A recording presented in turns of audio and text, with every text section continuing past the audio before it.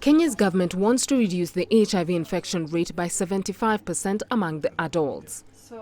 It has set an ambitious target for that, the year 2019. Over 80% of new infections occur in adults.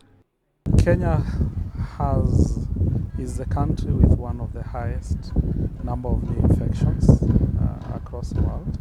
We are currently the fourth largest epidemic in the world. And with that with 100,000 new infections, close to 100,000, they have significantly come down to about 60,000 happening every year.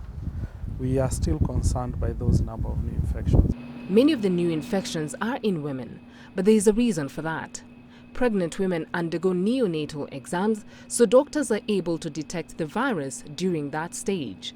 It is believed, however, the infection rate may be higher among men, but there is still a taboo in a culture of silence when it comes to declaring one's status. We need to go beyond the traditional ABCs in terms of addressing HIV. This is because we've been able to realize that despite that you have provided other mechanisms in terms of prevention of HIV, more infections are happening in this nation. That's where pre-exposure prophylaxis comes in. Known as PrEP, it's a drug that significantly reduces the risk of contracting HIV. And Kenyan authorities hope it may be a game changer when it comes to reducing the rate of infection. We need to create more options because one tool will work for one person, it will not work for another. So we need to keep looking for and investing in more options. Within the Kenyan context, we realize that PrEP can be used in combination to try and bring the new infections down in this country. PrEP was introduced in Kenya back in May, but since then, it has not been as popular as initially hoped. There are other challenges too. Some of the challenges we're having with PrEP is that, number one, it is not accessible to everyone. The main focus currently is more on high-risk population, or what we call the key populations in this country.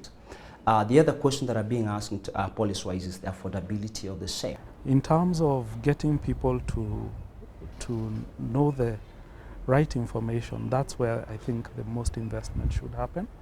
But for those who are taking it in combination with ARVs and other treatments, it has been a game changer, especially for our discordant couple who wish to have their identity concealed. They counseled us well and I was confident. My partner was supportive and we decided not to disclose our status to anyone, including our children. We were excited about the option of PrEP because we were hoping to try for another child. We were encouraged. In the beginning, I was afraid because I heard if you contracted HIV, your quality of life will be very bad. But after the advice I received here on PrEP, I know I can go on with my life.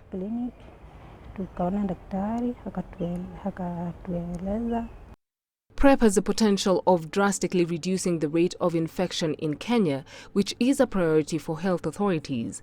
And in combination with various other treatments in the prevention package, it can help bring Kenya closer to the ultimate goal of zero HIV infections by the year 2030.